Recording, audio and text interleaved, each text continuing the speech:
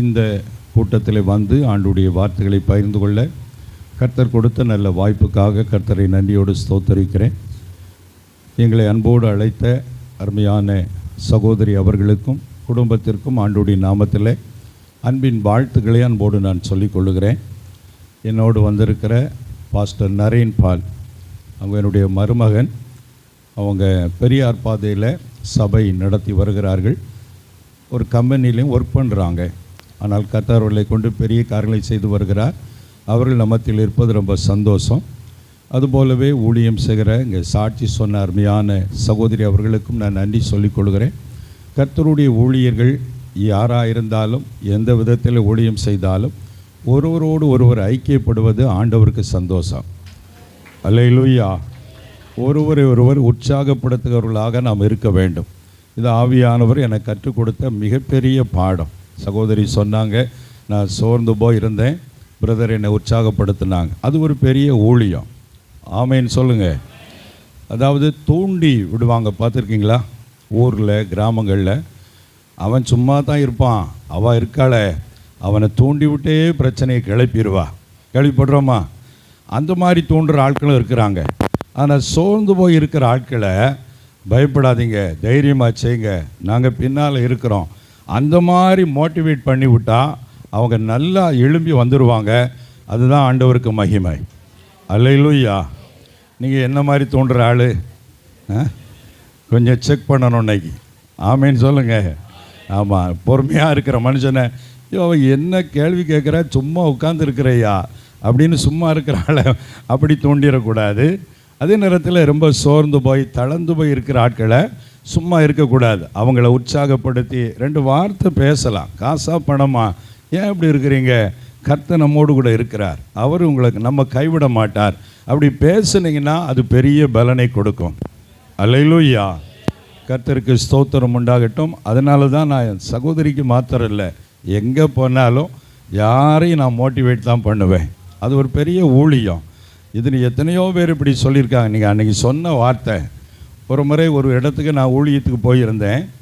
அப்போ ஆண்டவர் அந்த இடத்துல ஒரு வார்த்தையை கொடுத்தார், நிச்சயமாக உன்னை விடுவிப்பேன். தான் ஆண்டவர் கொடுத்த வார்த்தை.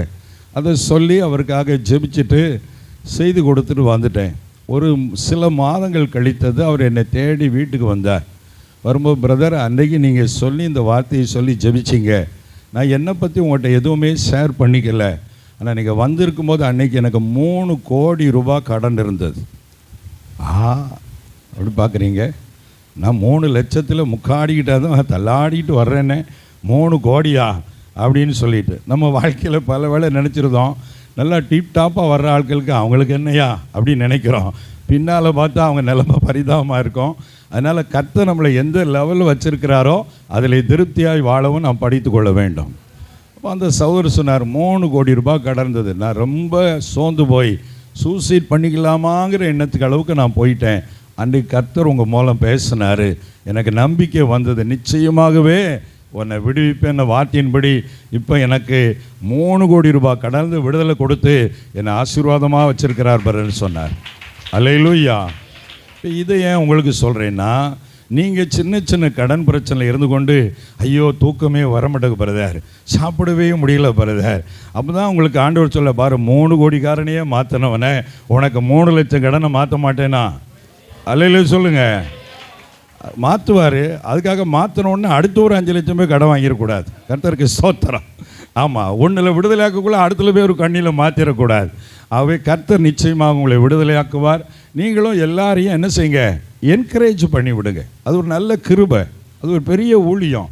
வெளியே தெரியாமல் சும்மா பேசிகிட்டு இருக்கும்போதே 2 வார்த்தை ஆறுதலாக பேசுனீங்கன்னா, இது போதும் பிரதர், நான் எழும்பிடுவேன் பிரதர் அப்படின்னு சொல்லி கர்த்தர் உங்களை அநேகருக்கு ஆசீர்வாதமாய் மாற்றுவார். அந்த கிருபை கர்த்தர் உங்களுக்கு தருவாராக. அல்லேலூயா. கர்த்தருக்கு ஸ்தோத்திரம் உண்டாகட்டும். இப்போ டைம் 7:50 ஆகுது. ஒரு 8:30க்குள்ளே முடிக்கலாம் போல் முதல்ல செய்தி. ஆனால் சகோதரி எப்போவுமே என் கையில் கொடுத்தா, பிரதர் உங்கள் டைம் தான், டேக் யுவர் ஓன் டைம் அப்படின்னு சொல்லிடுவாங்க. ஆனாலும் அவங்க சொன்னால் கூட நீங்கள் take your own time, I go to my time அப்படின்னு நீங்கள் பேரக்கூடாது. அதனால் முன்னால் இருக்கிற ஆளுடைய நிலைமை அறிஞ்சு தான் நான் பேசுவேன். தெரிஞ்சிடும் எனக்கு. எல்லோ சிக்னல் விழுந்துட்டு அடுத்து ரெட்டு விடுறக்குள்ளே ஆமாம், கடையை மூடிடணும் அப்படின்னு எனக்கு தெரியும். அதனால் கர்த்தர் இந்த நாள் நம்மோடு பேசி நம்மை ஆசீர்வதிக்க போகிறார். ஹல்லேலூயா. இந்த குடும்பத்திற்காக வந்திருக்கிற எல்லா இசைக்கருளை வாசிக்கிறவர்கள், கூடி வந்திருக்கிற தேவ பிள்ளைகள் எல்லாருக்கும் நான் நன்றி சொல்கிறேன்.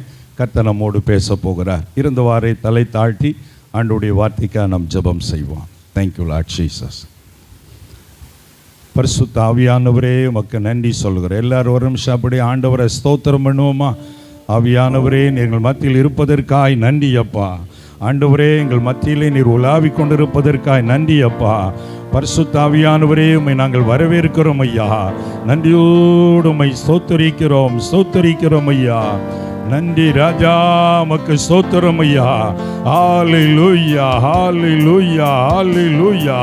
நல்லவரே உமக்கு நன்றி, வல்லவரே உமக்கு நன்றி, அதிசயமானவரே உமக்கு நன்றி அப்பா. ஹல்லேலூயா, ஹல்லேலூயா, ஹல்லேலூயா. நன்றி இயேசுவே, உமக்கு ஸ்தோத்திரம்.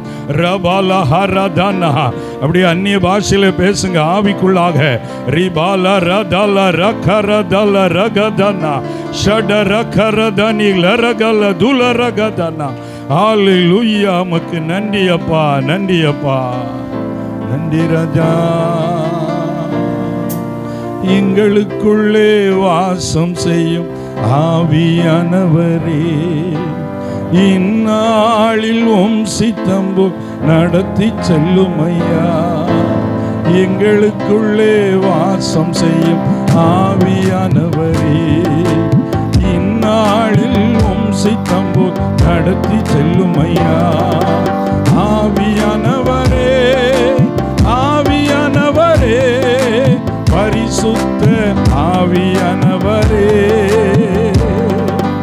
ஆவியானவரே, ஆவியானவரே, பரிசுத்த ஆவியானவரே,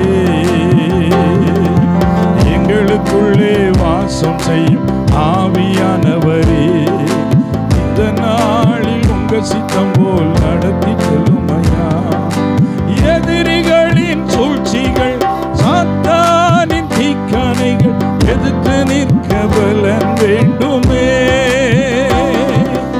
எதிரிகளின் சூழ்ச்சிகள், சாத்தானின் தீக்கணைகள் எதிர்த்து நிற்க பலன் வேண்டுமே.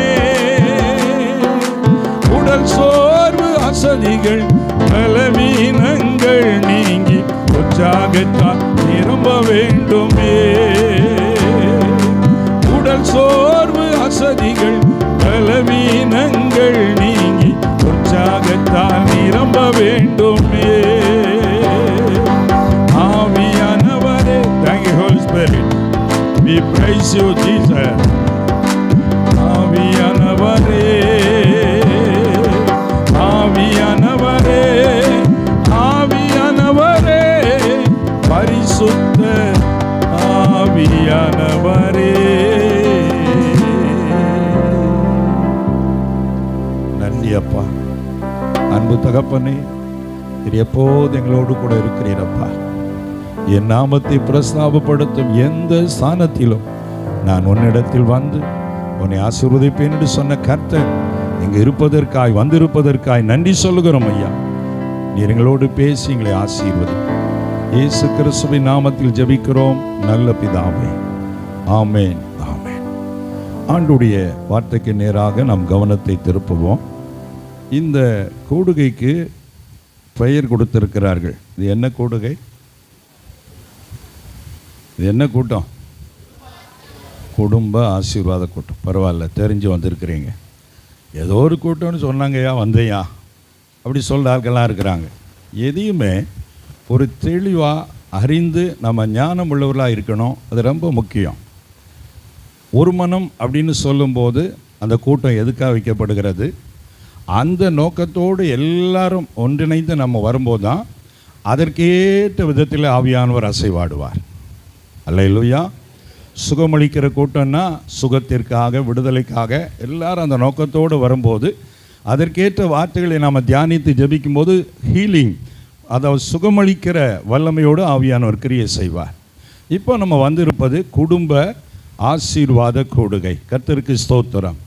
ஆகவே இந்த குடும்ப ஆசீர்வாத கூடுகையில் குடும்பம் ஆசீர்வாதமாக இருக்குன்னா நம்ம என்ன செய்யணுங்கிறது தான் ரொம்ப சுருக்கமாக நம்ம தியானிக்க போகிறோம்.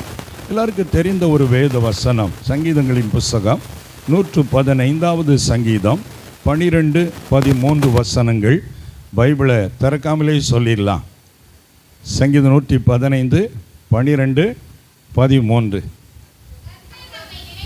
வெரி குட், அருமையாக வாசிக்கிறீங்க. கர்த்தர் நம்மை நினைத்திருக்கிறார், அவர் ஆசீர்வதிப்பார், இஸ்ரவேல் குடும்பத்தாரை ஆசீர்வதிப்பார், ஆரோன் குடும்பத்தாரை ஆசீர்வதிப்பார், கர்த்தருக்கு பயப்படுகிற பெரியோரையும் சிறியோரையும் ஆசீர்வதிப்பார். இந்த வசனங்களிலே ஆசீர்வதிப்பார் ஆசீர்வதிப்பார் ஆசீர்வதிப்பார்னு 4 தடவை இருக்கு. நம் தேவன் நம்மை ஆசீர்வதிக்கிறவர். ஹல்லேலூயா. யாரையெல்லாம் ஆசீர்வதிக்கிறாரா? இஸ்ரவேல் குடும்பத்தாரை ஆசீர்வதிக்கிறார். இன்னொரு குடும்பம் என்ன போட்டிருக்கு? ஆரோன் குடும்பம். இப்போ கீழே உட்கார்ந்துருக்கிற நீங்கள்லாம் இஸ்ரவேல் குடும்பம், மேலே உட்கார்ந்துருக்கிற நாங்கள்லாம் என்ன குடும்பம்? ஆரோன் குடும்பம். கர்த்தருடைய பார்வையை பாருங்களேன். உங்கள் குடும்பத்தையும் பார்க்குறாரு, அதே மாதிரி எங்கள் குடும்பத்தையும் பார்க்குறாரு. அல்லையா? சொல்லுங்களேன். பெரும்பாலும் விசுவாசிகள் அவங்க கஷ்டம் பாரத்தை எல்லாம் வந்து ஊழியர்கிட்ட சொல்லுவாங்க.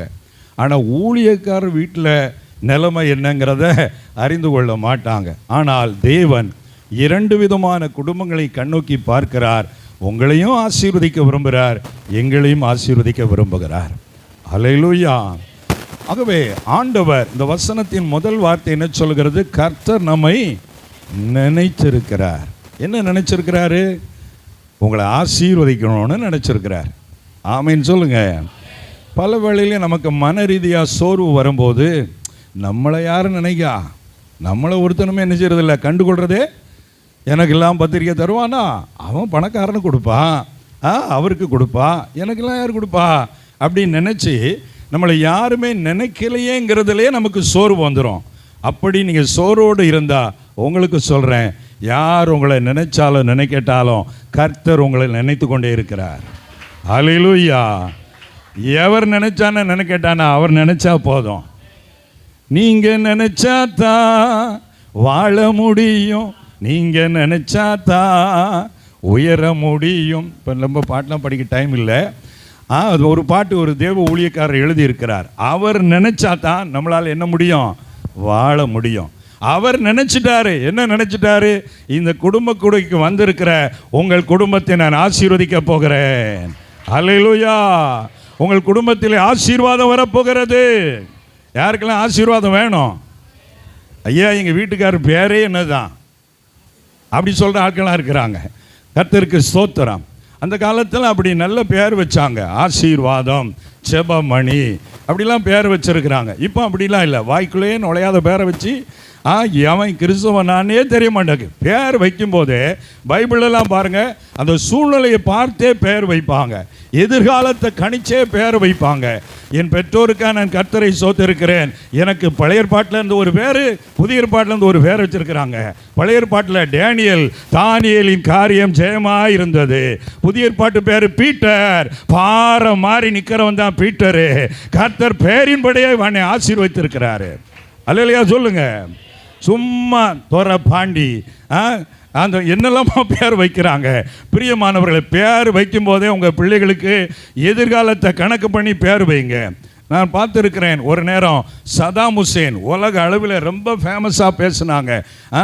பெரிய சவால் கொடுக்குற ஆளாக இருந்தான்னு ஒரு கிறிஸ்தவர் அவர் பிள்ளைக்கு சதாம் ஹுசேன் பேர் வச்சார். இப்போ சதாம் ஹுசேன் எங்கே இருக்கார்? கல்லறைக்குள்ளே இருக்கார். அந்த பேரை கொண்டு வைக்கலாமா? ஏதோ ஒரு ஸ்டாரா திடீர்னு ஒருத்தன் வர்றான்னா அவன் பேரை வைக்கக்கூடாது. பைபிளில் இருக்க ஸ்டார்கள் பேரை வச்சா கர்த்தர் உங்கள் பிள்ளைகளை ஸ்டாரா மாற்றுவார். அல்லேலூயா. சரி, கர்த்தர் உங்களை நினைத்திருக்கிறார். உங்கள் குடும்பங்களை ஆசீர்வதிக்க விரும்புகிறார். குடும்பங்கள் ஆசீர்வாதமாக இருக்க வேண்டுமானால் முதல்ல ஆசீர்வதிக்கிறவர் உங்கள் குடும்பத்துக்குள்ளே வர வேண்டும். ஆசீர்வாதம் எப்போ வரும்? ஆசீர்வதிக்கிறவர் வந்தால் தான் ஆசீர்வாதம் உங்கள் வீட்டுக்கு வரும். பாருங்கள், லூக்காடின சுவிசேஷுவாங்க 24வது அதிகாரத்தில் அதில் 28, 29, 30 வசனங்களை பார்த்தீங்கன்னா, இயேசு கிறிஸ்து மரித்து உயிர்த்தெழுந்த அன்று மாலை வேளையில் 7-8 மைல் தூரம் எம்மாவூருக்கு போகிற சீசர்களோடு நடந்து போகிறார். இப்போ இவங்களோடு கூட தான் யாருன்னே காட்டிக்கொள்ளாமல் நடந்து வேதத்தில் உள்ள காரியங்களை பேசிக்கொண்டே போகிறார். இப்போ வீடு கிட்ட வந்தாச்சு. வந்த உடனே அவர் சொல்லுகிறார், அந்த வசனம் சொல்லுகிறது 28 கடைசியில், அப்புறம் போகிறவர் போல காணப்பட்டார். நம்ம ஆண்டவர் ரொம்ப தமாசெல்லாம் பண்ணுறவர், நல்ல நகைச்சுவையெல்லாம் ஆண்டவர் ஆக்டிவ் பண்ணுவார். ஒரு அல்லேலூயா சொல்லுங்களேன். பிரியமானவர்களே, அப்புறம் போகிறவர் போலன்னா என்ன அர்த்தம்? வீடு கிட்ட வந்துட்டு இவன் வீட்டுக்குள்ள கூப்பிடுறானா, இங்கேயே கலட்டி விடுறானா, அப்போ நான் வரட்டுமா, வெயிட் வரையலா அப்படின்னு சொல்லும் போது அவங்க விடலை. 29ஆம் வசனம் சொல்லுகிறது, அவர்கள் அவரை நோக்கி, நீர் எங்களுடனே தங்கியிரும், சாயங்காலம் ஆயிற்று, பொழுதும் போயிற்று என்று அவரை வருந்தி கேட்டுக்கொண்டார்கள். அப்பொழுது அவர் அவர்களுடனே தங்கும்படி உள்ளே போனார். அடுத்த வசனம், அவர்களோட அவர் பந்தி இருக்கையில் அவர் அப்பத்தை எடுத்து ஆசீர்வதித்து அதை பிட்டு அவர்களுக்கு கொடுத்தார். இயேசுவை உள்ள கூப்பிட்டதுனால தான் அங்க வீட்டுக்கு ஆசீர்வாதம் வந்தது. உங்க வீட்டுக்கு ஆசீர்வாதம் வரும்னா யாரை கூப்பிடணும்? ஜோசியக்காரரியா? வீட்டுக்கு ஆசீர்வாதம் வரணும்னா கூப்பிட வேண்டியவரை கூப்பிடணும். ஒரு ஆமைன்னு சொல்லுங்களேன். இயேசுவே என் வீட்டுக்கு வாங்க ஐயா. எம்மா ஒரு சீசர்கள் அப்படித்தான் கூப்பிட்டார்கள். ஆண்டவரே, பொழுது போயிட்டு நேரமாயிட்டு, இனி எங்கே நீங்க போறீங்க, வாங்க எங்க வீட்டில் என்று வருந்தி அழைத்தார்கள். எப்படி அழைத்தார்கள்? சில ஆட்கள் நம்மளை கூப்பிடுவாங்க உதட்டளவில் கூட, வாங்களேன் கொஞ்சம் அப்படிம்பாங்க. அப்படின்னா வந்தா வரட்டும், வரட்டா போட்டோம் அப்படிங்கிற மாதிரி. சிலர் உதட்டளவில் கூப்பிடுவாங்க, ஆனால் உள்ளத்தில் கூப்பிடுவாங்க தான், வாங்க பிரதர், கட்டாயம் பிரதர், நான் வெயிட் பண்ணுறேன் பிரதர், கார் அனுப்புகிறேன் பிரதர். அப்போ அடி மனசுலேருந்து அவங்க நம்ம போகிறத விரும்புகிறாங்க. அந்த வீட்டுக்கு போனால் தான் ஆசீர்வாதம் வரும். அல்லேலூயா. ஐயோ, ஏதோ சொன்னது கேட்டு உடனே கிளம்பிட்டான் ஐயா, ஐயோ வந்துட்டான வீட்டுக்கு அப்படி நினைக்கிற ஆட்களாக இருக்கிறாங்க. இயேசுநாதரை கூட நாம் வருந்தி அழைத்தால் தான் அவர் விரும்பி வருவார். அல்லேலூயா. இன்றைக்கு உங்கள் வீட்டுக்குள்ளே ஆசீர்வாதத்தை கர்த்தர் வைக்க விரும்புகிறார். இன்றைக்கு இயேசுவை வருந்தி கூப்பிட போறீங்க. எப்படி கூப்பிட போறீங்க? அல்லேலூயா. அவை வருந்தி அழைத்தார்கள், தங்கும்படி உள்ளே போனார். உள்ளே போன உடனே அவங்க இயேசு கிறிஸ்துவோடு கூட பந்தி இருக்கையில் சொல்லி இருக்கிறது. சிலர் நம்மளை வீட்டுக்கு கூப்பிடுவாங்க, ஹால்லையே வச்சு கதையை முடிச்சிருவாங்க. ஆமாம் தானே? ஆமாம், ஹால்லையே வச்சு பேசி கதையை முடிச்சிடுவாங்க. உள்ளே அங்கே உத்து பார்ப்பாங்க. நேரம் இவங்க இருக்கிறதுக்கு நேரம் உள்ளே அங்கே வீட்டம்மா உட்காந்துருப்பாங்க. அங்கேருந்து சிக்னல் வரும், ஐயோ காப்பி கிப்பி இருக்குன்னு சொல்லிடாதீரம், இங்கே பால் இல்லை அப்படின்னு. அங்கேருந்து சிக்னல் வரும், இவர் இங்கே பார்ப்பார் அங்கே பார்ப்பார். ஜெபம் பண்ணுவோமா அப்படின்றவாரு. அப்பவுமே கிளம்பியாச்சிக்கிறேன்னு அர்த்தம். ஒரு ஆமேன்னு சொல்லுங்களேன். பிரியமான கர்த்தருடைய பிள்ளைகளே, ஆனால் இங்கே பந்தி இருக்கையில் என்று சொன்னால் இயேசுவை ஹால்லையே அவங்க வைக்கல, சாப்பாட்டு அறை வரைக்கும் உள்ள கொண்டு போனாங்க. உங்க வீட்டில் எல்லா அறைக்குள்ளும் இயேசுவை அனுமதித்தால் எல்லா அறையிலும் இயேசுனுடைய பிரசன்னம் தங்கி இருக்கும். அப்போ ஆண்டவர் அங்கே தங்கி இருப்பார். அப்பொழுது ஆண்டவருடைய ஆசீர்வாதம் உங்க வீட்டிலே தங்கி இருக்கும்.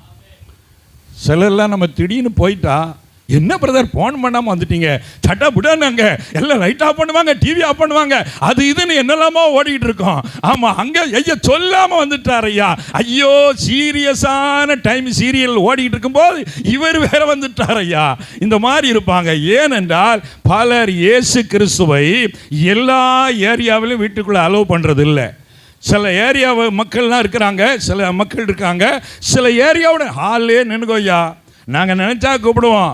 ஆமாம், மற்றபடி அங்கேயே இருந்துட்டு போயிடணும்னு சொல்லி. ஆனால் எம்மாவூர் சீசர்கள் அப்படி அல்ல. அவருக்கு முழு ஏரியாவிலையும் இடம் கொடுத்தாங்க. உங்கள் வாழ்க்கை ஆராய்ந்து பாருங்கள். உங்கள் பெட்ரூமில் ஏசப்பாவுக்கு இடம் இருக்குதா? உங்கள் ஹாலில் ஏசப்பாவுக்கு இடம் இருக்குதா? உங்கள் வீட்டில் எல்லா அறையிலும் ஜெபங்கள் நடக்க உங்களுக்கு வாய்ப்பு இருக்கிறதா? இல்லைன்னா அவரை வெளியே நிப்பாட்டியிருக்கல. அவருக்கு முழு இடம் கொடுக்காதனால தான் அநேக குடும்பங்களில் ஆசீர்வாதம் இல்லை. அவ இன்றைக்கு கர்த்தர் உங்கள் வாழ்க்கையில், உன் வீட்டில் எனக்கு முழு அனுமதி கொடு, உன் குடும்பத்தை எப்படி மாற்றி காட்டுறேன் பாருன்னு கர்த்தர் சொல்கிறாரு. அல்லேலூயா சொல்லுங்களேன். முழு இடம் கொடுக்கணும். வாங்க ஆண்டவரே, இது உங்கள் வீடு ஆண்டவரே, இது என் வீடு இல்லைப்பா, எல்லா அறைக்குள்ளும் போங்க ஆண்டவரே. அப்போ போகும்போது தான் சொல்லுவார், இது ஏன் இங்கே வச்சுருக்க, அங்கே என்ன தொங்குது ஒன்று, அதை கலட்டி தூர போடும் பாரு, இங்கே என்ன இது என்ன ஏன் வச்சுருக்க, ஒன்று ஒன்றா சொல்லுவார். அதெல்லாம் நம்ம தூக்கி தூர எறியணும். பெங்களூரில் ஒரு முறை ஒரு குடும்பத்துக்கு ஜெபிக்க போயிருந்தோம். அப்போ அங்கே போன உடனே வாசலில் ஒரு விக்கிரக பொருள் ஒன்று தொங்கி கொண்டிருந்தது. அவங்க நல்ல பிலீவர் ஃபேமிலி. அப்போ இது ஏன் தொங்கி கொண்டிருக்கிறதுன்னு கேட்டேன். அந்த சகோதரி சொன்னாங்க, காலேஜில் என் கூட படிக்கிற பொண்ணு ஃப்ரெண்டு அவன் என்னுடைய பர்த்டேக்கு கிஃப்டாக கொடுத்தாங்க, அதனால மேலே வச்சிருக்கிறேன். பேய் எப்படி வருது பார்த்தீங்களா? நண்பர்கள் வழியாக. நான் சொன்னேன், அவங்க அன்பாக கொடுத்துறாங்க தான், ஆனால் கர்த்தருக்கு இது அருவருப்பான காரியம். அதாவது எந்த விதமான உருவத்தையும் நீ வீட்டில் வைக்காத, அது தேவனுடைய ஆசீர்வாதத்தை தடை பண்ணும். உபாகமத்தின் புஸ்தகத்தில் 7வது அதிகாரம் எடுத்துக்கொள்ளுங்கள். 7வது அதிகாரத்தில் கடைசி 2 வசனத்தை வாசிங்க. உபாகமத்தின் புஸ்தகம் 7வது அதிகாரத்தில் கடைசி 2 வசனம் 25, 26 பாருங்களேன்.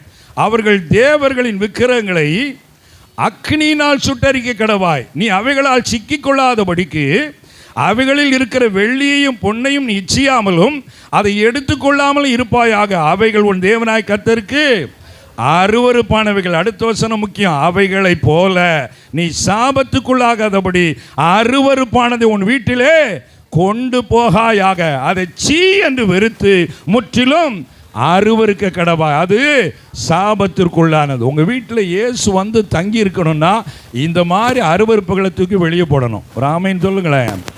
குப்பைகளுக்கெல்லாம் குட் பை சொன்னாதான் ஆண்டவர் வந்து நம்ம வாழ்க்கையில் தங்கி இருந்து ஆசீர்வதிப்பார். அதனால் உங்கள் சரீரத்தில் இந்த மாதிரி விக்கிரகம் சம்பந்தப்பட்ட பொருட்கள், எனக்கு ஆசீர்வாதம் வேணும் என்பதற்காக ராசி கயிறுகள், ராசி மோதிரங்கள், இன்னும் மந்திரிக்கப்பட்ட பொருட்கள், இன்னும் இப்படிப்பட்ட காரியங்கள், ஜாதகம் குறிக்கிற காரியங்கள், வீட்டில் ஏற்கனவே மரித்து போனவர்களுக்கு ட்ரெஸ் எடுத்து வச்சு கும்பிடுற காரியம், இதெல்லாம் இருந்தனா இன்னைக்கு அதெல்லாம் தூக்கி குப்பையில் போடுங்க. இயேசு உங்கள் வீட்டில் வந்து தங்கி இருப்பாரு. ஆமென் சொல்லுங்க. அதையும் வைத்துக்கொண்டு நீங்க ஜெபம் பண்ணா கர்த்தர் கிரியை செய்ய முடியாது. ஆகவே இந்த காரியத்தில் தூக்கி தூர போடணும். ஒருவேளை சிலருக்கு பயம், ஐயோ அதை தூக்கி போட்டா அந்த ஆவி என்ன அடிச்சிருமோ, அதுக்கு தானே நாங்க இருக்கோம். அல்லேலூயா சொல்லுங்க. எங்க விளம்பரம் வருது பார்த்தீங்கன்னா நாங்க இருக்கோம், கவலைப்படாதீங்க. அப்படி சொன்ன விளம்பரம் இப்போ நின்று போச்சு. ஏன்னா அவனே இல்லை ஃபீல்டில். ஆமாம், ஆனால் நாங்கள் எப்பவும் இருப்போம். ஒரு அல்லேலூயா சொல்லுங்களேன். ஹல்லேலூயா. பிரியமான கர்த்தருடைய பிள்ளைகளை, நீ பயப்படாதே, நான் உனக்கு துணை நிற்கிறேன். கர்த்தர் சொன்னாரு, நாங்களும் சொல்றோம், பயப்படாத, அதை தூக்கி எறிவதற்கு நாங்கள் துணை நிற்கிறோம். ஒரு அல்லேலூயா சொல்லுங்களேன். சிலர்லாம் விக்கிரகம் சாட்சி சொல்லும்போது சாரி சொன்னா மந்திரம் வைக்கிறாங்க, பிலிசனை வைக்கட்டும். ஆமேன்னு சொல்லுங்களேன். ஆமாம், எலுமிச்சம்பழத்தை பார்த்தாலே சிலர்லாம் பதறாங்க. தேங்காய் வச்சிருக்காயா, என்னமோ தடை வச்சிருக்கிறாயா. நான் சொல்கிறேன், நீங்கள் அதை நல்லா கழுவுங்க, க்ளீன் பண்ணுங்க, அம்மியில் வச்சு கிரைண்டரில் போட்டு என்ன செஞ்சுருங்க, அரைச்சிருங்க. ஒரு அல்லேலூயா சொல்லுங்க. அதை சட்னியாக்கிறது விட்டுட்டு ஐயோ தேங்காய் வச்சுட்டா, ஐயா தேங்காய் வை, மாங்காய் வை, எல்லாமே வை, எலுமிச்சம்பழத்தை வச்சா கழுவிட்டு ஜூஸ் போட்டு குடி. ஒரு அல்லேலூயா சொல்லுங்க. நீ அதற்கு பயப்படும்படி கர்த்தர் உன்னை அழைக்கவில்லை. கர்த்தர் எல்லா வல்லமைக்கும் மேலான வல்லமை உடையவர். ஹல்லேலூயா. அதனால் மந்திரம் அந்த மாதிரி காரியத்துக்கு பயப்பட தேவையில்லை. கர்த்தருக்கு மகிமை உண்டாகட்டும். ஆனால் அது பிசாசு உள்ள வருவதற்கு இந்த மாதிரி காரியங்கள் இருந்தால் அது வழியாக அவன் வீட்டுக்குள்ளே வர பார்ப்பான். அதனால தான் கர்த்தர் சொல்கிறார், தூக்கி தூர எரி என்று சொல்லி ஆண்டவருடைய வார்த்தை சொல்லுகிறது. ஆகவே உங்கள் வீட்டில் ஏன் அடிக்கடி சண்டை, ஏன் பிரச்சனை, ஏன் ஆசீர்வாதம் இல்லை? அந்த விக்கிரகத்தின் மூலமாக கிரியை செய்கிற சில ஆவிகள் அந்த ஆசீர்வாதத்தை தடுத்து கொண்டிருக்கிறது. இன்றைக்கு கர்த்தர் சொல்கிறார், நான் உன் வீட்டில் வந்து உன்னை ஆசீர்வாத விரும்புகிறேன், அவற்றை தூக்கி தூர எறிந்து விடு, நான் வந்து தங்கி இருப்பேன் என்று கர்த்தர் சொல்றாரு. அல்லேலூயா. சிலருக்கு ஆண்டவரும் வரணும், அதையும் என்ன செஞ்சிடக்கூடாது, விட்டுறக்கூடாதுன்னு நினைக்கிறாங்க. அப்படிலாம் கிடையாது. நீங்கள் முடிவு எடுத்தா ஆகணும். நீங்கள் 2 வழியில் போக முடியாது. ஏதாவது ஒரு வழி. கர்த்தர் தெய்வமானால் கர்த்தரை பின்பற்று, பாகால் தெய்வமானால் பாகாலை பின்பற்றின மாதிரி ஒன்று இங்கே வா, இல்லைன்னா அங்கே போயிரு. 2 கட்டா நிலையில் இருக்கக்கூடாது. முழு மனதோடு இப்படிப்பட்ட காரியத்தில் கர்த்தரை தேடுவீர்களானால் உங்கள் குடும்பத்தை கர்த்தர் ஆசீர்வாதமாக வைப்பார். அல்லேலூயா. எங்கள் குடும்பத்தை குறித்து நான் சாட்சி சொல்ல முடியும். ஒரு காலத்தில் ஆண்டவர் அறியாமல் வாழ்ந்த குடும்பம் தான் எங்கள் குடும்பம். கிறிஸ்தவ குடும்பம் தான். இந்த ரட்சிப்புன்னா என்னன்னு தெரியாது, ஆண்டவருடைய காரியங்கள்னா என்னன்னு தெரியாது. ஒரு 50 வருடம் ஏறக்குறைய முன்பதாக எங்கள் குடும்பத்தில் 2 தற்கொலைகள் நடந்தது. எங்கள் பெரியம்மா, எங்கள் பாட்டி 2 பேரும் சூசைட் பண்ணி மரித்து போனாங்க. அப்போ ஆண்டவரை பற்றியெல்லாம் தெரியாத காலங்கள். இந்த தருணத்தில் எங்கள் அம்மா எங்கள் குடும்பத்துக்குள்ளே வர்றாங்க. வந்த பொழுது அந்த வீட்டில் ஒரே சாப குரல். எப்போ பார்த்தாலும் இரவு நேரத்தில் அலறல் குரல் கேட்குமா. அது மாத்திரமல்ல, பாம்பு வீட்டுக்குள்ளே எந்த நேரம் வருதுன்னு தெரியாது வந்துடும். இப்படி ஒரு பயங்கரமான போராட்டமாக இருந்த நேரத்தில் எங்கள் அம்மாவுக்கு இதிலேருந்து விடுதலை பெற வழி தெரியலேன்னு சொல்லிட்டு அந்த நாட்களில் ஆண்டவர் அறியாத காலத்தில் ஜோசியக்காரங்க குறி சொல்கிறவங்களெல்லாம் தேடி போயிருக்கிறாங்க. அப்போ அவங்க சொல்லியிருக்கிறாங்க, நீ இருக்கிற வீட்டில் சாபம் இருக்குது, அதனால் அந்த வீட்டை விற்றுட்டு நீ வேறு வீட்டில் போய் குடியேறு என்று சொல்லியிருக்கிறார்கள். எங்கள் அம்மாவுக்கோ பூர்வீக வீடு, சொந்த வீடு, அதை எப்படி விட்டு விடுவது என்று யோசனையாக இருக்கிற பொழுதுதான் பக்கத்திலே ஒரு கிராமத்தில் இயேசு அழைக்கிறார். எழுப்புதல் பெருவிழா கூட்டம் நடந்து கொண்டு இருந்திருக்கிறது.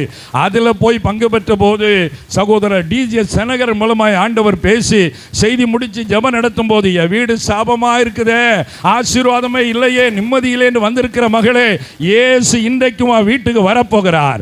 அவரை உன் வீட்டுக்கு நீ கூட்டிட்டு போ, உன் வீடு ஒரு ஆசீர்வாதத்தின் வீடாய் மாறும் என்று சொன்ன போது ஆண்டவருக்கு தன்னை எங்க அம்மா ஒப்பு கொடுத்தாங்க. மீண்டும் வீட்டில் வந்து அதே வீட்டில் ஜெபிக்க ஆரம்பித்தார்கள். ஜெபித்ததின் விளைவாய் அந்த சாபக்கட்டெல்லாம் உடைந்து அதே வீட்டை கர்த்தர் ஜெப வீடாய் மாற்றினார். ஹல்லேலூயா. அதே வீட்டில் எங்கள் அம்மா ரட்சிக்கப்பட்டு ஊழியம் செய்கிறவர்களாக மாறினார்கள். எங்கள் வீட்டில் எல்லாரையும் கர்த்தர் ரட்சித்தார். இன்றைக்கு முழு நேரமாய் 3 பேர் ஊழியக்காரர்களாக இருக்கும்படி கர்த்தர் எங்கள் குடும்பத்தை மாற்றி இருக்கிறார். அதே வீடு தான் கர்த்தர் இன்றைக்கு ஆசீர்வாதமாய் மாற்றி இருக்கிறார். எனக்கன்பானவர்களே, ஆண்டவர் உங்கள் குடும்பத்தை மாற்ற விரும்புகிறார். சாபமா, மரண பயமா, பில்லி சூனிய கட்டுகள் பிரச்சனையா, வீட்டில் வந்தாலே நிம்மதி இல்லையா, சாத்தானுடைய அபயக்குரல் கேட்கிறதா, எல்லாமே இயேசு வந்தால் தலைதறிக்க ஓடி போவோம். ஆமேன்னு சொல்லுங்களேன். உங்கள் வீட்டில் இருட்டாக இருக்குன்னு வைங்களேன், வெளியிருந்து நீங்கள் போகிறீங்க, வீடு இருட்டுக்கு நேரம், உள்ளே இருட்டாக இருக்குது, என்ன பண்ணுவீங்க? போன உடனே லைட்டை போடுவீங்க. ஆமே.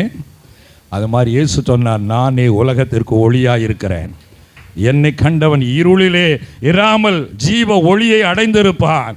அப்போ நம்ம என்ன செய்யணும்? வீட்டுக்குள்ளே ஒளியாக இயேசுவை கொண்டாந்துட்டா இருள் தானாக ஓடி போய்விடும். ஆமென். அப்போ மறுபடியும் இந்த இருளுக்கு இடமில்லாதபடி தான் இந்த விக்கிரகம் சம்பந்தப்பட்ட எந்த காரியமும் வீட்டுக்குள்ளே இருக்கக்கூடாது. அப்படி நம்ம சுத்திகரிச்சோன்னா நம்ம வீட்டில் ஆண்டவர் தங்கி இருப்பார். தங்கி இருக்கிறது மாத்திரமல்ல, ஆண்டவர் தொடர்ந்து ஒரு இடத்துல தங்கி இருக்கணும்னா அவர் தங்கி இருக்கிறதுக்கு ஏற்றபடி அந்த வீட்டில் காரியங்கள் நடக்கணும். இப்போ நாங்கள் உங்கள் வீட்டுக்கு வர்றோன்னு வைங்களேன், வரும்போது இப்போ இன்றைக்கி வந்திருக்கிறோம், வந்த உடனே டீ கொடுத்தாங்க, முடிஞ்ச உடனே அது மாதிரி டீயோ சாப்பாடோ இது நல்லா கவனித்து சிஸ்டர் அனுப்புவாங்க. எவ்வளோ நேரம்? நான் ஒரு மணி நேரம் இருக்கலாம். அப்புறம் நான் மீட்டிங் இருந்தால் 2 நாள் 3 நாள் கூட இருக்கலாம். ஆனால் தொடர்ந்து நான் இங்கே தங்கி இருக்க முடியுமா? முடியாது. அதே போல் இயேசு கிறிஸ்து நம்ம வீட்டுக்கு வந்துட்டு போகிற ஆளாக இருக்கக்கூடாது. எப்படி இருக்கணும்? அங்கேயே தங்கி இருக்கிறவராக இருக்கணும். ஆமேன்னு சொல்லுங்களேன். அவர் எங்கே தங்கி இருப்பாராம்? வேதம் சொல்கிறபடி நம்ம எல்லாருக்கும் தெரிந்த வசனம், துதிகளின் மத்தியிலே வாசம் செய்கிற தேவன். ஆமேன்னு சொல்லுங்க. அப்போ உங்கள் வீட்டில் என்ன இருக்கணும்? துதி இருக்கணும், பாட்டு இருக்கணும், பாட்டு சத்தம் கேட்கணும், ஜெப சத்தம் கேட்கணும், ஸ்தோத்திர சத்தம் கேட்கணும். அப்படின்னா அப்பா எப்போ பார்த்தாலும் இந்த வீட்டில் துதி சத்தம் இருக்குது, நான் இங்கேயே தங்கியிருந்தேன்ப்பான்னு சொல்லி ஆண்டவர் உங்கள் வீட்டில் தங்கிடுவார். அவர் தங்கிட்டா ஆசீர்வாதம் சொல்லும், நானும் இங்கேயே தங்கிருந்தேன் ஐயா. ஒரு அல்லேலூயா சொல்லுங்களேன். ஏன்னா ஆசீர்வதிக்கிறவரே வந்து தங்கும்போது ஆசீர்வாதம் விலகி போகுமா? போகாது. ஜீவனுள்ள நாளெல்லாம் நன்மையும் கிருபையும் உங்களை தொடரும்படி கர்த்தர் உங்களை ஆசீர்வதிக்கிற தேவனாக இருக்கிறார். அவை பாட்டு சத்தம், துதி சத்தம், ஜெப சத்தம் உங்கள் வீட்டில் கேட்டுக்கொண்டே இருக்க வேண்டும். எங்கள் வீட்டிலலாம் அப்படித்தான். நாங்கள் எப்பொழுதும் ஜெபிக்கிறோம், துதிக்கிறோம். வீட்டில் இருக்கும்போதெல்லாம் ஒன்று பைபிள் படிக்கிறோம், இல்லது துதிக்கிறோம், அல்லது பாடல் துதி பாடலை போட்டுவிட்டு சேர்ந்து பாடுறோம். ஆதி காலையிலே ஆண்டவரை அப்படி துதிக்க ஆரம்பிச்சிருந்தோம், இரவு வரை துதி நடு இரவு எழுந்து ஜெபிக்கிறோம். இப்படிலாம் இருக்கிறதுனால எங்க வீட்டை கர்த்தர் அநேகருக்கு ஆசீர்வாதமாய் மாற்றி இருக்கிறார். உங்க வீட்டையும் துதியின் வீடாக மாற்றுங்கள். அந்த வீட்டிலே கர்த்தர் தங்கி இருந்து ஆசீர்வதிப்பார். ஆமென் சொல்லுங்க. நிறைய வீட்டில் துதி இல்லை, ராக்கமுக்குன்னு பாட்டு படித்தா ஒரு வாழ்க்கையில் முக்கிக்கிட்டு தான் இருக்கணும், ஆசீர்வாதமே வராது.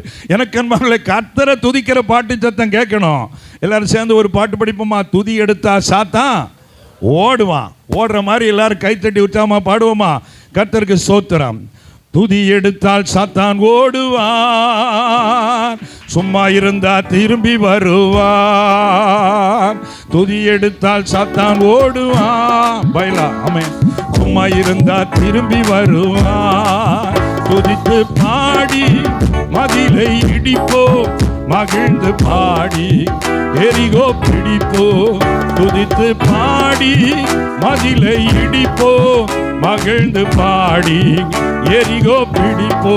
துதி எடுத்தா சாத்தான் ஓடுமா, சும்மா இருந்தா திரும்பி வருமா.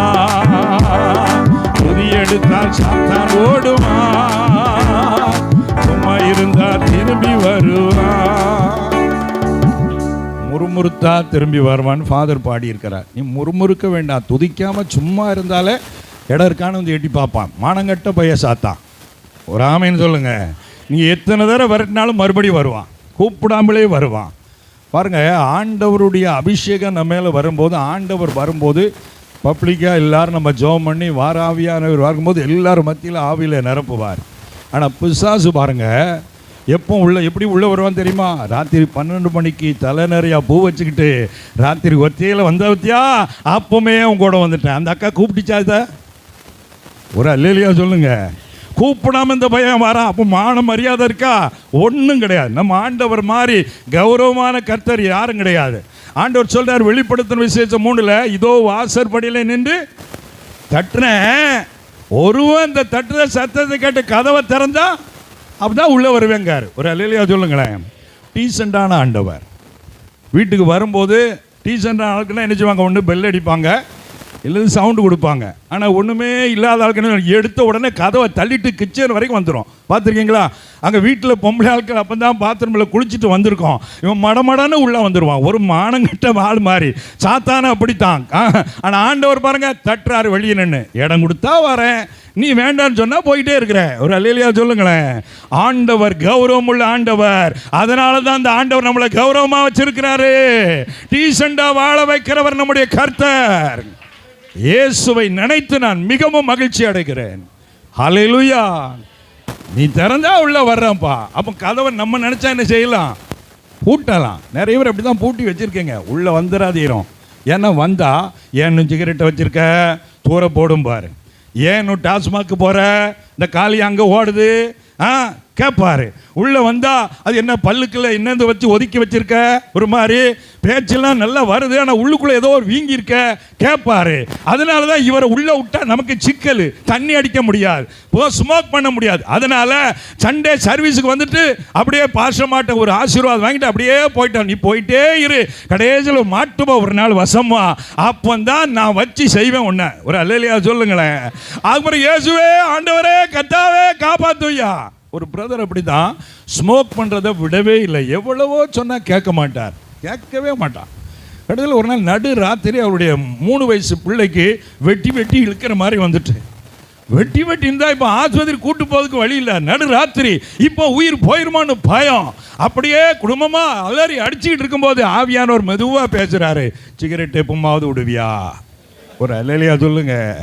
சிகரெட்டை விட்டேன்னு பொருத்தனை பண்ணு, உடனே உன் மவளுக்கு வெட்ட ஃபிட் பண்ணிடுறேன். ஒரு அல்லேலியா சொல்லுங்களேன். அவர் போராடி பார்த்தாரு, ஐயோ என்ன சொன்ன, உடனே பிள்ளை படுற வேதனை தாங்க முடியாமல் நேராக போனார். எங்கெங்கே பீடி சிகரெட்டை ஒதுக்கி வச்சேன் எல்லாத்தையும் எடுத்து அடுப்பில் போட்டு எரிச்சிட்டு, இயேசுவே நான் மன்னியப்பா, என் பிள்ளைக்கு விடுதலை தருப்பான்னு ஜெபம் பண்ணாரு. உடனே கர்த்தர் எல்லாவற்றையும் மாற்றி சுகத்தை கொடுத்தாரு. ஆண்டவர் ரொம்ப பயங்கரமான ஆள். ஒரு அல்லேலியா சொல்லுங்க. ஆசீர்வதிக்கிறவர் தான். நீ சரியில்லைன்னா வச்சு பண்ணிடுவார். ஒரு ஆமைன்னு சொல்லுங்களேன். கர்த்தருக்கு சோத்திரம் உண்டாகட்டும். ஒரு சிஸ்டர் அப்படி தான் வாலிப வயசில் கல்யாணம் ஆகணும்னு ஜெபம் பண்ணி பகலில் ஜெபம் ராத்திரி ஜெபம் எல்லா ஜெபம் நடக்கும்.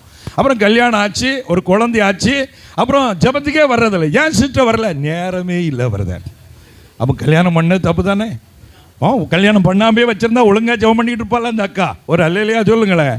கடைசியில் அதுக்கப்புறம் சொல்லி பார்த்தா கேட்கவே இல்லை. ஒரு வருஷம் போச்சு. திடீர்னு ஒரு நாள் அழுதுகிட்டே ஓடி வந்தது. என்ன சிஸ்டர், என் வீட்டுக்காரர் இன்னொரு சகோதரியை கூட்டிகிட்டு எஸ்கேப் ஆகிட்டாரு சார். ஒழுங்காக வர்றியா? முதல்ல ஒழுங்காக வந்திருந்தா அவர் எஸ்கேப் ஆகிருப்பாரா? நீ எஸ்கேப் ஆகிருக்கலாம்ல. ஒரு அல்லேலியா சொல்லுங்க. பாருங்க, இதே மாதிரி தான் ஆண்டவர்கிட்ட நம்ம ஒன்றும் விளையாட முடியாது. யோனாவை நினிவேக்கு போன்னு சொன்னால் இவள் எதிர்த்து ரூட்டில் பிரயாணம் போகிறார். அங்கே இருந்தால் கூட நம்மளை கூப்பிட்டுருவார், சொல்லிடுவார். எதிர்த்து ரூட்டு போயிட்டு ரொம்ப தூரமாக போயிட்டான், இவன் செட்டாமட்டான்னு விட்டுருவான்னு நினச்சி போனா அப்படியா போகிற?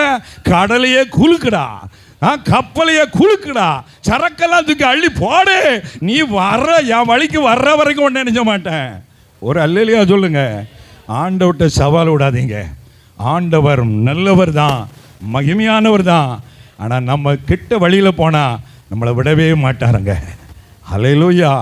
எனக்கன்பான கர்த்தருடைய பிள்ளைகள், அப்போ ஆண்டவருக்கு நம்ம கதவை திறந்தா ஒவ்வொரு ஏரியாவாக கை வைப்பார். அது என்ன ஓவர் டென்ஷனு, அதை குறம்பார். ஒரு அல்லேலூயா சொல்லுங்க. அது என்ன வாயில் என்ன ஒரு மாதிரி இங்கிலீஷ் பாஷை அப்பப்போ வருத குழாயடியில், அது என்னது? ஆனால் சர்ச்சுக்கு வந்தால் அந்நிய பாஷை, அங்கே போனால் வேறு பாஷை. இது என்னது? நீ ஏன் பிள்ளையா அவன் பிள்ளையா? அதில் ஒன்றொன்னா கை வைப்பார். மெதுவாக நம்ம பரிசுத்தம் ஆகிட்டே நினைப்போம். திடீர்னு மொத்தமாக ஒரு செய்தியாளர் பேசும்போது வெளிப்படுத்துவோம், ஏப்பா நம்மகிட்ட இவ்வளவு சரக்கு கிடக்கா அப்படின்னு கண்ணீர் விட்டு அழுவோம். ஒன்றொன்னா வழிக்கு கொண்டு வா, உபவாசம் போடு, ஜெபம் பண்ணு, பைபிளை படி. நம்ம சுத்தத்தின் மேல் சுத்தத்தை, பரிசுத்தம் உள்ளவன் இன்னும் பரிசுத்தமாகட்டும் என்று சொல்லி நம்மை சுத்திகரிக்கிறவர் நம்முடைய ஆண்டவர். ஆண்டவருக்கு ஏன் நிறைய பேர் கதவு திறக்கிறதுனா, எதுக்கு வம்பு? அவர் வந்தால் அது இல்லை, இது இல்லை, அதை மாறி இதை மாறும் பாரு. நமக்கு கை நீண்டுக்கிட்டே இருக்குது. ஒரு அல்லேலூயா சொல்லுங்களேன். ஆமாம், அதான் ஒரு மாப்பிள்ளை ஒரு பெண்ணுக்கு கல்யாணம் உடனே மாப்பிள்ளையோட அப்பாவும் பெண்ணோட அப்பாவும் உட்காந்துருந்தாங்களாம். சொல்லியிருக்கேன்னு நினைக்கிறேன் உங்களுக்கு, அதனால் சொல்கிறேன். அப்போ பெண்ணோட அப்பா ரொம்ப கவலையோடு இருந்தாராம். அப்போ மாப்பிள்ளையோட அப்பா, என்ன பொண்ணோட அப்பா ரொம்ப கவலையோடு இருக்காரே, பொண்ணை கல்யாணம் பண்ணி கொடுக்கும், போகிற இடத்துல எப்படி வச்சுருக்காங்களோன்னு நினச்சி கவலைப்படுறானுன்னா, எதுக்கு கவலைப்படுறீங்க? உங்கள் பிள்ளைய எங்கள் பிள்ளை மாதிரி பார்த்துக்கிடணுன்னு எனக்கு அதெல்லாம் ஒன்றும் கவலை இல்லையா. நீங்கள் நல்ல குடும்பம் நல்லா பார்த்துக்கிடுவீங்க, எனக்கு கவலை எல்லாம் என் மகளுக்கு கொஞ்சம் வாய் நீளம். எது நீளம்?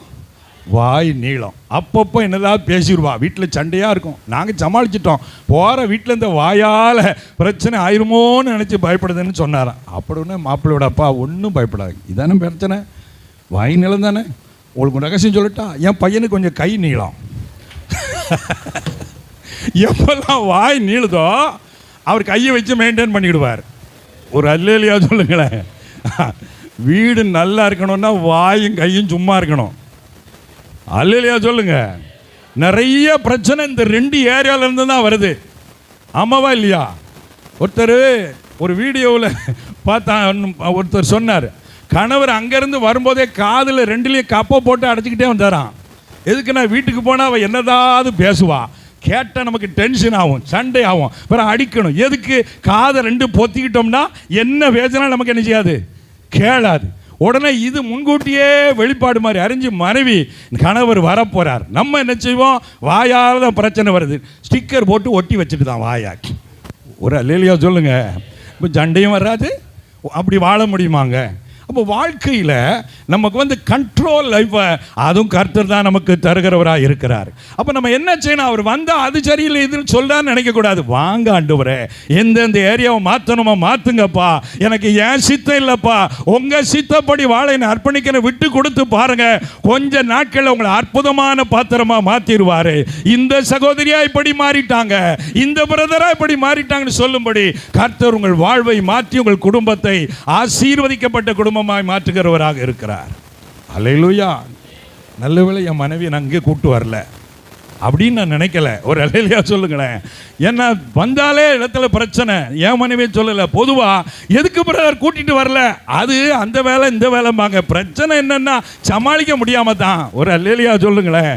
பிரியமானவர்களே, அப்படிலாம் இல்லாதபடிக்கு ஆண்டவருக்கு விட்டு கொடுத்து நல்ல அமைதியாக, பொறுமையாக, சாந்தமாக நீங்கள் வாழ்வீங்கன்னா உங்கள் குடும்பத்தை கர்த்தர் அளவில்லாமல் ஆசீர்வதிப்பார். கர்த்தருக்கு ஸ்தோத்திரம். பேதுரு பாருங்க, 1 பேதுரு 3வது அதிகாரத்தில் குடும்பத்தில் நல்ல ஒரு ஆசீர்வாதமா நிம்மதியா நீங்க வாழணும்னா ஒரு ஐடியா சொல்லி கொடுக்குறாரு பாருங்க. 1 பேதுரு 3வது அதிகாரத்தில் 7வது வசனம் வாசிக்க போலாமா? 7ஆம் வசனம். அந்தப்படி புருஷர்களே, இது யாருக்கு சொல்றாருன்னா கணவர்களுக்கு சொல்றார். புருஷர்களே, மனைவியானவள், அப்படியா? மனைவி மாதிரிலாம் பலவீன பாண்டமா? என்ன எல்லாரும் ஒரு மாதிரி பார்க்கீங்க? பலவீன பாண்டன்னு எப்படி சொன்னார் பேதுரு? இது சரீரத்தை வச்சு சொல்கிற வார்த்தை கிடையாது. சரீரத்தெல்லாம் கணவர் சரியில்லைன்னா பார்த்துக்கிட்டே இருப்பாங்க, இல்லைன்னா கல்லை தூக்கி போட்டு காலி பண்ணுற ஆட்கள்லாம் உலகத்தில் இருக்காங்களா இல்லையா? அது பலவீன பாண்டமா? ஒரு அல்லேலியா சொல்லுங்க. அது பலவீன பாண்டம் இல்லை, அது சரீரத்தை வச்சு சொல்லலை. பெண்கள் ஆண்களை விட பலம் குறைவுள்ளவர் நம்ம நினைக்கிறோம், அப்படி கிடையாதான். இப்போ டெலிவரி பாருங்கள், ஆண்களுக்கு நடக்குதா பெண்களுக்கு நடக்குதா? பெண்களுக்கு தான் நடக்கு. அதே டெலிவரி ஆண்களுக்கு வச்சா 10 தடவை செத்து போவானாம், கண்டுபிடிச்சு சொல்லியிருக்காங்க. ஏன்னா அவனால் அதை தாங்க முடியாது. பெண்கள் மிக அற்புதமானவர்கள். நான் பைபிளை ரொம்ப ஆழமாக படிக்கிற ஆள். ஏதேன் தோட்டத்தில் யோசிச்சு பார்த்தேன். தேவன் முதல்ல ஆதாமை உண்டாக்கிட்டார். தான் உண்டாக்கின எல்லாவற்றையும் பார்த்தார், அது நன்றாக இருந்ததுன்னு இருக்குது பைபிளில், இருக்கா இல்லையா? அதுக்கப்புறம் எல்லா ஆடு மாடு மிருக ஜீவன்கள் எல்லாம் ஜோடி ஜோடியாக வருது. ஆதாம் தான் பேர் வைக்கிறாரு. ஆதாமுக்கோ இன்னும் ஏற்ற துணை காணப்படவில்லைன்னு இருக்கு. அந்த அம்மாவை இன்னும் வரல. அப்போ ஆண்டவர் ரொம்ப யோசிச்சிருக்கார். ஒரு அல்லேலியா சொல்லுங்களேன். ஒரு துணையை கொடுக்க போகிறோம், குடும்பத்தில் சந்தோஷமாக சமாதானமாக இருக்கணும், ரொம்ப யோசிச்சிருக்கிறாரு. அப்படித்தான் தேவன் பெண்களை படைச்சிருக்கிறார். உண்மையிலே பெண்கள் மிக அழகானவர்கள். எங்க நல்லா தானே சொல்கிறேன்? அல்லேலியா சொல்லுங்க. உண்மையிலே நீங்கள் ரொம்ப அழகானவங்க. பெண்கள் அப்படி தான் படைச்சிருக்கிறார். கர்த்தருக்கு ஸ்தோத்திரம்.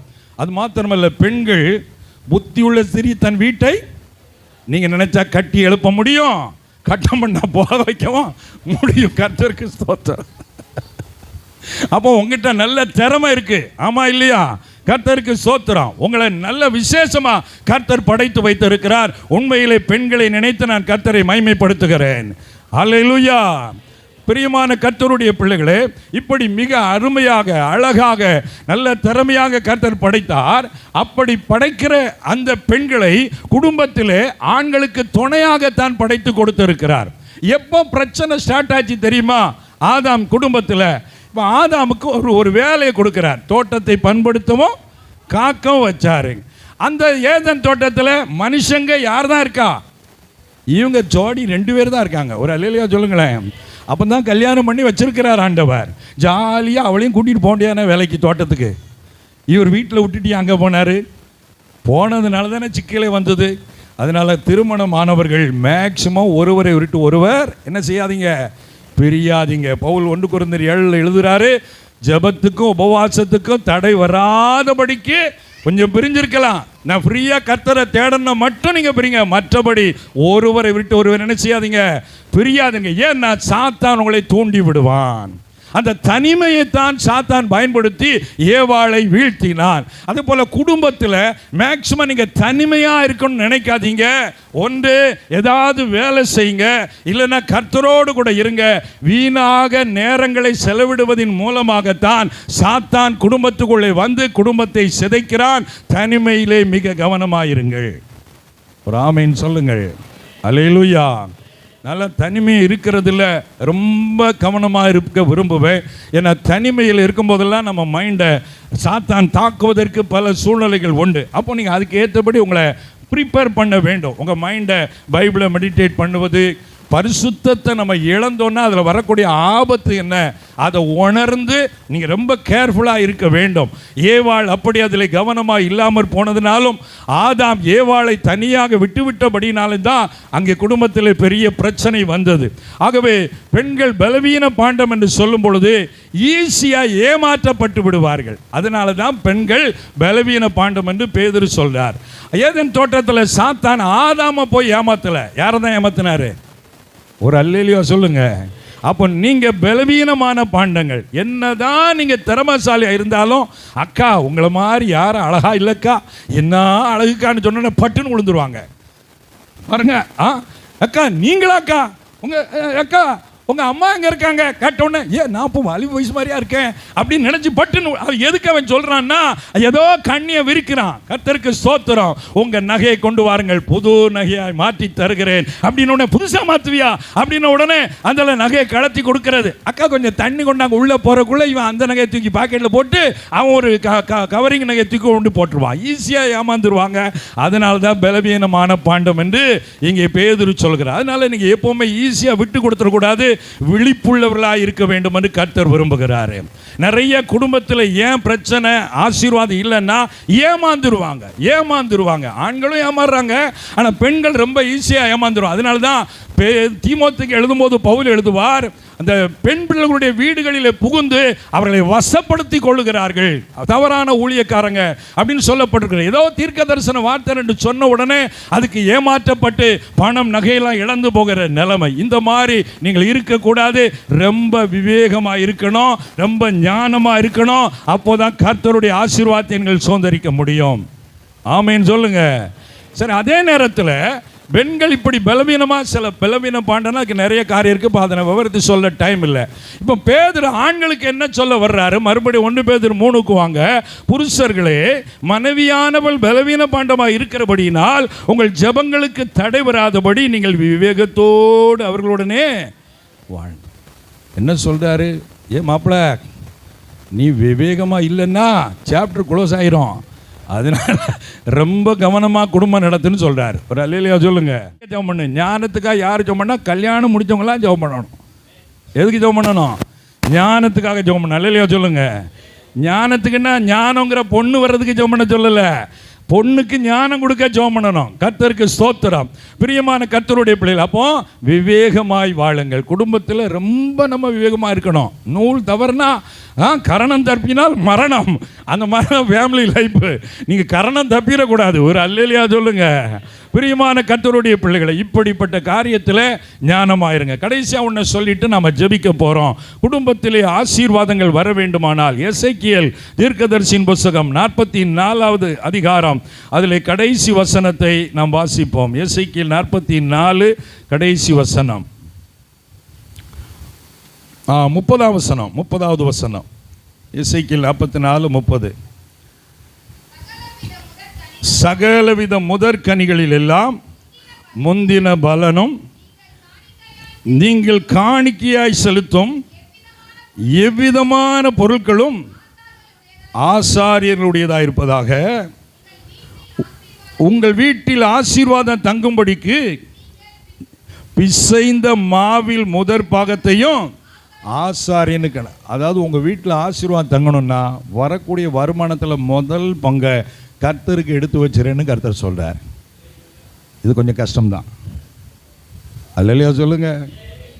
வீட்டில் ஆசீர்வாதம் தங்கணும்னா ஏசப்பா வந்தால் மாத்திரம் போதாது, விக்கிரகத்தை கட்டினா மாத்திரம் போதாது, துதிச்சா மாத்திரம் போதாது. நான் அடிக்கடி சொல்லுவேன், நம்ம விசுவாசிகளை ரொம்ப உஷாராக இருக்காங்க. ஆவியில் நிரம்பி துள்ளும் போது கூட ஒருத்த கைட்ட பாக்கெட்டை பொத்திக்கிட்டே தான் சொல்கிறாங்க. பார்த்துருக்கீங்களா? ஏன்னா சில்லறையில் கவனமாக இருக்காங்க. கர்த்தருக்கு ஸ்தோத்திரம். பிரியமான, நீ பொத்துனா அவர் பொத்திடுவார். ஆமாவா இல்லையா? பொத்தலான பையில போட்டது மாதிரி ஊதிடுவாராம். அந்த காலத்தில் நகைகள் செய்யும்போது நகை செய்கிற ஆசாரி மாதிரி ஊதுவாங்க. பார்த்துருக்கீங்களா? ஊதியே 2 கிராம காலி பண்ணிட்டாயா அப்படிம்பாங்க. இது ஆண்டவர் ஊதினார்னா அவர் மொத்தமாக காலி பண்ணி விடுவார். அதனால் நம்ம ஆண்டவரை கனம் பண்ணி வீட்டில் வருமானம் வருதா முதல்ல ஒரு பங்கு தசம பாகம் இது ஆண்டவருக்குரியதனை எடுத்து வச்சு அதுக்கு ஒரு டப்பா வச்சு அதை ஆண்டவருடைய சமூகத்தில் சபைக்கு கொண்டு வந்து அதை நீங்கள் ஆசீர்வாதமாக கர்த்தருக்கு பயன்படுத்துவீங்கன்னா கர்த்தர் நீங்கள் செய்கிற எல்லாவற்றையும் ஆசீர்வதிப்பார். அல்லேலூயா. சிலர் இதை தவறாக எடுத்துக்கொண்டு ஊழியக்காரங்களாம் பணத்தை பற்றி பேசுகிறாங்க. அவங்களுக்கு பண ஆசை இருக்குது அப்படின்னு நினைக்கிறாங்க. அப்படி கிடையாது. பணத்தையே மோட்டிவேட் பண்ணுற ஆட்கள் இருக்கிறாங்க. அவங்க பேசுகிறதெல்லாம் பணமாக தான் இருக்கும். அப்படி பேச கர்த்தர் விரும்பலை. ஆனால் கொடுப்பதை குறித்து பைபிள் சத்தியம் ஒன்று சொல்லுகிறது. அது விதைக்கிறது போல நம்ம விதைச்சாதான் கர்த்தர் ஆசீர்வாதத்தை நமக்கு திரும்ப தருவார். அதனால் நீங்கள் கர்த்தருக்கு கொடுக்கறதுல கவனமாயிருங்க. நாங்கள் ஊழியக்காரன், எனக்கும் பல வருஷங்கள் ஆரம்ப நாட்களில் ஆசீர்வாதமே இல்லாத நிலை காணப்பட்டது. அப்போல்லாம் டீ 25 பைசா தான். அது குடிப்பதற்கு கூட 25 பைசா இருக்காது. 10 ரூபா கொடுத்து ஒரு செருப்பு வாங்க காசு இருக்காது. ஆளி எலும்பு தோலுமா இருப்பேன். வறுமை தருத்தரம் 12 வருஷம் நான் படாத பாடுபட்டேன். கடும் உபத்திரவம். எல்லாரும் என்ன கேவலமாக பேசுவாங்க. என்ன ஊழியன் இப்படி அலையிறான்னு சொல்லுவாங்க. அவ்வளவு மோசமான நிலையில் இருந்தேன். அப்போ கர்த்தரிடத்தில் ஏன் எனக்கு ஆசீர்வாதம் இல்லை ஆண்டவரேன்னு கேட்கும் போதுதான் நீ போதிக்கிற பிரமாணத்தை நீ கடைபிடிக்கும் போதுதான் நான் உன்னை ஆசீர்வதிக்க முடியும்னு கர்த்தர் பேசினார். அல்லேலூயா. நம்ம என்ன நினைச்சோன்னா ஊழியக்காரன்னா என்ன செய்யணும்? வாங்க தான் செய்யணும், நம்ம வாங்கிட்டே தான் இருக்கணும். அப்படி இல்லைப்பா, பிரமாணங்கிறது எல்லாருக்கும் ஒன்று தான். அதனால ஒன்றை நான் ஆசீர்வதிக்கணும்னா நீ வாங்கினா மாத்திரம் போதாது, நீ வாங்குறதுல லேவியர்கள் ஆசாரியருக்கு தசமாக கொடுப்பார்கள், ஆசாரியர்கள் பிரதான ஆசாரியருக்கு தசமாக கொடுப்பார்கள். இதுதான் வேத பிரமாணம். பிரதான ஆசாரியர் இயேசு கிறிஸ்துவே. ஆகவே நம்ம பெற்றுக்கொள்கிற காணிக்கையை மற்ற ஊழியர்களுக்கு, ஏழைகளுக்கு, விதவைகளுக்கு, கைவிடப்பட்டவர்களுக்கு அதிலே ஒரு பங்கை எடுத்து வைத்து கொடுக்கும் போதுதான் கர்த்தருடைய ஆசீர்வாதம் நம்ம மேல் வந்து தங்க ஆரம்பிக்கிறது. அதனால உங்க வீட்டில் ஆசீர்வாதம் தங்கணும்னா இதுல ரொம்ப கேர்ஃபுல்லா இருங்க. சபைக்கு கொடுங்க, கர்த்தருக்கு கொடுங்க. முதல்ல எடுத்து வச்சுட்டா கர்த்தர் வந்து காணிக்கை பெட்டியிலே காணிக்கை போடுகிறதை பார்த்து கொண்டு இருந்தார். இருக்கா பைபிள்ல? நம்மளால ஏதோ பார்த்துக்கிட்டு இருக்கா பாருங்க. ஒரு அல்லேலூயா சொல்லுங்க. அவ காணிக்கை போடும்போதே நீங்க பாக்கெட்ல இருந்து உரும்போதே அவர் பார்த்துட்டாரு. எத்தனை ரூபாய் எடுக்கான், இவனுக்கு எப்படி ஆசீர்வதிக்கணும்னு பார்த்துக்கிட்டே இருக்கிறாரு. அப்ப இருக்கிறதுல பெஸ்டாக நீங்க கர்த்தர் கொடுத்தாரு, அவர் கையால பெஸ்டா கொடுப்பாரு. அப்ப விருத்தியும் மேன்மையும் உங்கள் குடும்பத்திலே நீங்கள் பார்ப்பீர்கள். ஆக குடும்பத்தை கர்த்தர் ஆசீர்வதிக்க வேண்டுமானால் இந்த மாதிரி காரியத்தெல்லாம் கவனமா இருந்தீங்கன்னா நீங்க சமாதானமா இருப்பீங்க, ஆசீர்வாதமா இருப்பீங்க. ஆசீர்வாதத்தின் வாய்க்காலாய் கர்த்தர் உங்களை மாற்றி விடுவார். ஹல்லேலூயா. ஒரு நேரம் அப்படித்தான் நான் ரொம்ப கஷ்டப்பட்டேன். ஆனால் அது பின்பு கர்த்தர் இன்றைக்கு ஆசீர்வதித்திருக்கிறார். சகோதரி சாட்சி சொன்னாங்க, கர்த்தர் போன முறை வந்திருக்கும் போது ஜெபிச்சான், வாகனத்தை கர்த்தர் கொடுத்திருக்கிறார். 4 சக்கர வாகனத்தையும் கொடுத்திருக்கிறாரு. இன்னொன்று என்ன சொன்னாங்க? ஒரு அல்லேலூயா சொல்லுங்க. யாருக்கெல்லாம் வாகனம் வேணும் கை வைத்துங்க. ஏற்கனவே இருக்குதா? ஆனாலும் ஒன்று தேவைப்படுது. பரவாயில்ல, கேளுங்க. நம்ம ஆண்டவர் பரந்த மனசுக்காரு தான். சரி, வாகனம் தருவார். யாருக்கெல்லாம் 4 வீலர் வேணும்? 2 கை வைத்துங்க. ரைட்டு, 4 வீலர் வேணும். கர்த்தர் தரப்போறாரு. எதுக்கு கொண்டு சாட்சி விட்டாரு? கொடுத்துருக்கேன்ல, உனக்கு வேணும்னா கேளு, நான் தருவேங்கிறது தான் சாட்சி. ஒரு அல்லேலூயா சொல்லுங்க. இந்த சாட்சி, நானும் ஒரு சாட்சி சொல்கிறேன். இந்த சாட்சியை பற்றி சொல்லும்போது கர்த்தர் சமீபத்தில் நான் வேதத்தை தியானிச்சுக்கிட்டு இருக்கும்போது ஒரு காரியத்தை வெளிப்படுத்தினார் பாருங்க. ஒரு வசனம் வாசிங்க. அப்போஸ்தலர் 23 அதிகாரம் 11ஆம் வசனம் வாசிங்க. அப்போஸ்தலர் 23:11. அன்று ராத்திரியிலே கர்த்தர் பவுலின் அருகே நின்று, பவுலே திடன்கொள், என்னை குறித்து எருசலேமிலே சாட்சி கொடுத்தது போல ரோமாவிலும் சாட்சி கொடுக்க வேண்டும் என்றார். கர்த்தர் சொல்றாரு, நீ எருசலேமில் என்ன குறித்து என்ன கொடுத்துட்ட, அதே மாதிரி எங்கேயும் கொடுக்கணும். ரோம்னா மன்னர்கள் வாழ்கிற அந்த ஹை லெவலில் உள்ள ஆட்களுக்கும் சாட்சி கொடுக்கணும். சகோதரி அப்படி ஹை லெவலில் போய் நிறுத்த போறார். அல்லேலூயா சொல்லுங்க. இங்கே கொடுத்த சாட்சியில் இன்னும் நிறைய இடத்துல கர்த்தர் அவர்களை அதிகாரிகள் மத்தியிலே, ஆளுகை செய்வர்கள் மத்தியிலே சாட்சியாக நிறுத்த போறாரு. அல்லேலூயா சொல்லுங்க. இந்த வசனத்தை கர்த்தர் இப்படி சொன்னார்னு உடனே, சாட்சினா என்னன்னு தெரியுமா உனக்கு அப்படின்னு ஆவியானவர் கேட்டு அடுத்த வசனத்தில் வாசிக்க பார்ப்போம். விடியற்காலமான போது யூதரில் சிலர் ஒருமித்து தாங்கள் பவுலை கொலை செய்யும் அளவும் புசிப்பதும் குடிப்பதும் இல்லை என்று சபதம் பண்ணி கொண்டார்கள். இப்படி கட்டுப்பாடு பண்ணி கொண்டவர்கள் 40 பேருக்கு கர்த்தர் சாட்சி சொல்லுங்க. நாங்கள் 40 பேர் கொலை பண்ண நிற்கான். புரியுதா? சாட்சின்னா லேசாக நினைக்காதீங்க. சாட்சி ரொம்ப பயங்கரமானது. ஒரு அல்லேலூயா சொல்லுங்க. அதனால தான் சிலர் சாட்சி சொல்லிட்டு பாருங்க. எங்கள் ஊழியத்தில் ஒரு இடத்துல பாருங்கள், ஒரு நாளும் மேடைக்கு வரமாட்டாங்க, வந்து குடும்பமாக பாட்டு படித்து சாட்சி சொன்னாங்க. அந்த வாரத்தில் 2 வீலரில் போய்கிட்டே இருந்தாங்களாம். பொத்துன்னு கீழே விழுந்து கை உடஞ்சி ஆஸ்பத்திரிக்கு போய் அலைஞ்சு லட்சக்கணக்கில் பணம் செலவாகி போச்சு. சாட்சின்னா சாதாரணமாக நினைக்காதீங்க. சாத்தானும் சாட்சியை பார்க்கிறான். ஆனால் 40 பேர் கொலை பண்ணாமல் சாப்பிட மாட்டேன், புசிக்க மாட்டேன். ஆனால் கர்த்தர் அங்கே பவுலுடைய மருமகன் மூலமாக ஒரு வாலிப பையன் இந்த செய்தியை கேட்டு, மாமா உங்களை கொலை பண்ணுறதுக்கு பிளான் போடுறாங்க மாமா, சொந்தக்காரன் இதுதான் வேணுங்குது. ஒரு அல்லேலூயா சொல்லுங்க. மாமாவை காப்பாற்றுக்கு பாருங்க. ஒரு மருமகன் வந்தார், எனக்கு ஒரு மருமகன் வந்திருக்காரு. ஒரு அல்லேலூயா சொல்லுங்க. பாருங்க, மருமகன் வந்து சொன்ன உடனே இவனை சேனாதிபதிட்ட கூட்டி போ. அவன் சொல்றான், இப்படி கொல்றதுக்கு 40 பேர் வெளியே பிளான் போட்டு இருக்கான். அவன் நைட்டோட நைட்டா 200 குதிரை படை ஆயத்து. 23 வசனம் பாருங்க. பின்பு அவன் 100 அதிபதிகள் 2 பேர் அழைத்து செசரியா பட்டணத்துக்கு போகும்படி 200 காலாளு, 70 குதிரை வீரர், 200 ஈட்டிக்காரர் ராத்திரியிலே 3ஆம் மணி வேளையிலே ஆயத்தம் பண்ணுங்கள். பவுலை ஏற்றி சேனாதிபதியாக பேலிசனத்திற்கு பத்திரமாய் கொண்டு போகும்படிக்கு குதிரைகளை ஆயத்தப்படுத்துங்கள் என்று சொன்னான். சாத்தா எத்தனை பேர் சபதம் போட்டாலும் கர்த்தர் அதுக்கு முன்னால ராத்திரியோடு ராத்திரி அவங்களை தூக்கி பத்திரமா கொண்டு போயிடுவார். கை தட்டி அல்லேலூயா சொல்லுங்க. அப்போ சாட்சி சொன்னா இப்படி வந்துருமோ அப்படின்னு தானே முதல்ல நினைச்சிருப்பீங்க. ஐயோ நம்மளை ஏதாவது காலி பண்ணிடுவானோ. பயப்படாத, பத்திரமா உன்னை கூட்டிட்டு போக படைய வச்சிருக்கேன்னு கர்த்தர் சொல்றாரு. ஹல்லேலூயா. அவை சாட்சியில வல்லம் இருக்கிறனால தான் சாட்சி நிறைவேற சொல்றது இல்லை. சாட்சியை தைரியமா சொல்லுங்க, வெட்கப்படாம சொல்லுங்க, பயப்படாம சொல்லுங்க. அந்த சாட்சியை அநேகரை கர்த்தருக்குள்ளே வழி நடத்தும். ஹல்லேலூயா. அதுபடியே கர்த்தர் பவுல ரோமாவுக்கு கொண்டு போற வரைக்கும் கடல்ல பிரச்சனை, கப்பல்ல பிரச்சனை, என்னெல்லாமோ வந்தது. ஆனா கர்த்தர் அங்கேயும் சாட்சி சொல்ல வச்சு தான் அப்புறம் அவனை எடுத்துக்கொண்டார். ஆகவே எங்கெல்லாம் சாட்சி சொல்ல வேணுமோ அங்கெல்லாம் என்னை கொண்டு போய் பயன்படுத்தாண்டவரேன்னு கேளுங்க. கர்த்தர் உங்கள் மூலமாய் ஆசீர்வாதத்தை கட்டளையிடுவார். ஹல்லேலூயா. அதனால ஒரே ஒரு சாட்சியை நானும் சொல்லிட்டு நம்ம ஜெபிக்க போறோம். கர்த்தருக்கு மகிமை உண்டாகட்டும். சிலர் மைண்டு அம்மினதாபின் ரதம் போல வீட்டுக்கு ஓட ரெடி ஆகிவிட்டது. அல்லேலூயா. சிலர் பைபிளை மடிச்சாச்சு, மூடியாச்சு, சிலர் ஜிப்பை போட்டாச்சு. ஒரு அல்லேலூயா சொல்லுங்க. கர்த்தருக்கு ஸ்தோத்திரம். சத்தமா ஒரு அல்லேலூயா சொல்லுங்க. பிரியமான கர்த்தருடைய பிள்ளைகளே, நான் என்ன சாட்சி சொல்ல போறேன்னா, போன வருஷம் இதுபோல் ஒரு கூட்டத்தில் தொடர்ந்து ஊழியங்கள் எல்லாம் முடிச்சுட்டு வந்தா வீட்டில் என் மனைவி சிலிப்பாகி வீட்டில் கீழே விழுந்து தொடை எலும்பு முறிந்து ஆப்ரேஷன் பண்ணி சில லட்சங்கள் செலவு. அவ்வளோ பயங்கரமான போராட்டம் வந்தது. கர்த்தர் கிருபையினால் இப்போ அவன் நடமாட கர்த்தர் சுகம் கொடுத்துருக்கிறார். ஒரு அல்லேலூயா சொல்லுங்க.